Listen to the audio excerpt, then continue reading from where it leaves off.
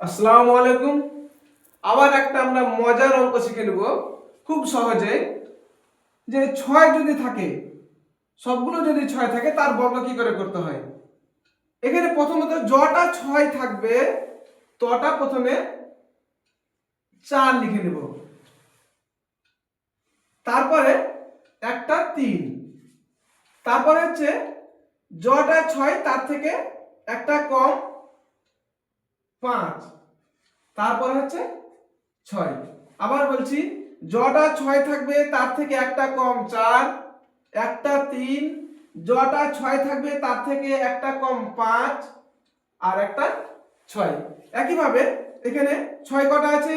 3টা। আমরা 4 কটা নিব? 4টা। তারপরে একটা 3, যটা 4 নিব তটাই 5 নিয়ে নেব, তারপরে 6। একইভাবে এখানে 6 আছে 4টা, আমরা 4 নেব 3টা, তারপরে একটা 3, তারপরে হচ্ছে 5, যটা 4 তটাই 5, তারপরে 6। এইখানে কটা 6 আছে? 5টা 6 আছে। আমরা নিব কটা? 4, তাহলে কটা নিব? 4টা।